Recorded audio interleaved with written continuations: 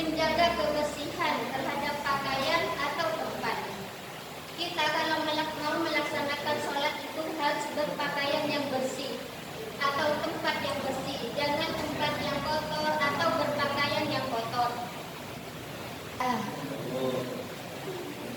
Dan yang keempat yaitu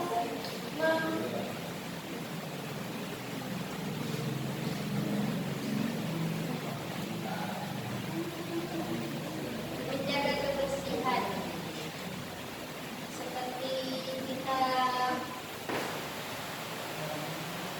di tempat yang di tempat yang bersih, tidak ada kotorannya gitu.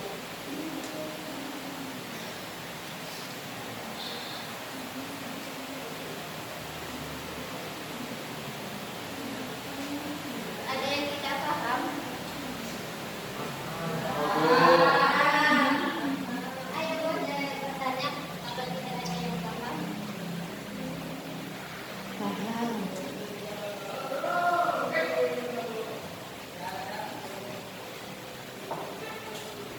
Di sini ada juga ada tentang berzikir, yaitu harus meningkatkan suara, tidak boleh teriak. Berzikir ya pakai nada yang halus gitu.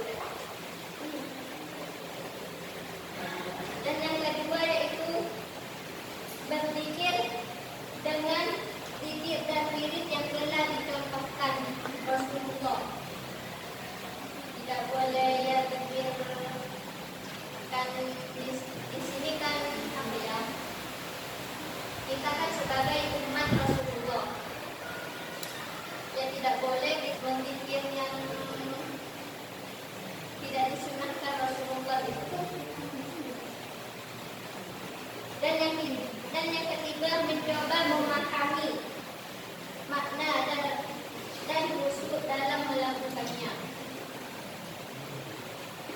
Kita harus memahami arti zikir tersebut dan harus khusyuk membaca zikir. Dan yang keempat, duduk di suatu tempat atau ruangan dengan minyak wangi, pakaian atau bersih dan halal. Kita kalau melaksanakan zikir itu harus berpakaian yang bersih dan tempat yang bersih, yang suci, seperti duduk di tempat yang bersih dan pakaian yang bersih dan halal. Dan yang keenam, memilih tempat yang sunyi, dan memilih tempat yang agak sunyi.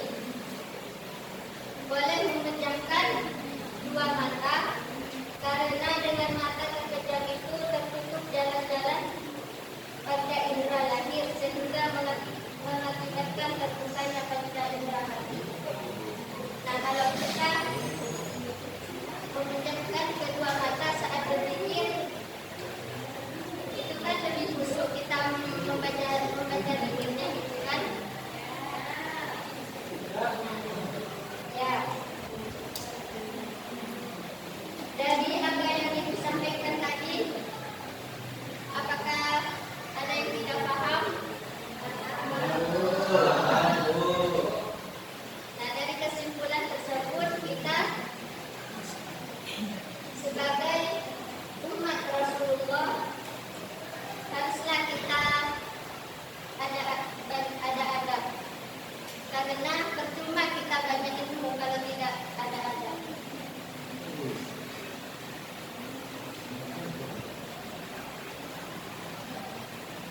Tidak ada yang mau bertanya?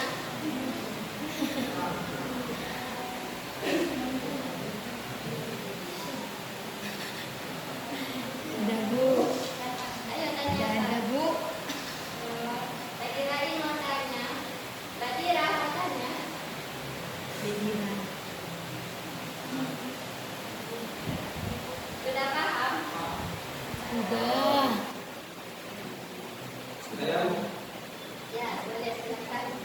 tentang yang bab sholat susu itu ya, mungkin dalam keadaan saat kita berpuasa kan ada orang yang itu imunnya itu lemah,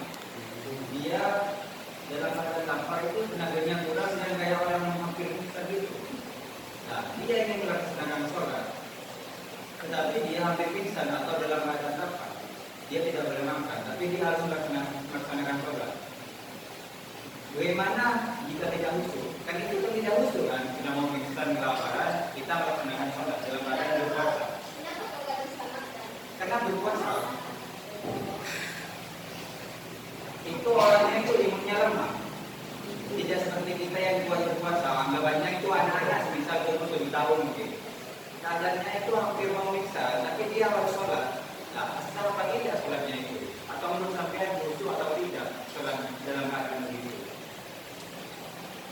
Ya menurut saya apapun kondisinya itu, meskipun kita berpuasa itu harus melaksanakan sholat dalam keadaan lapar, karena sholat itu wajib kan. Ya, sedangkan puasa itu wajib, namun sholat itu pertama.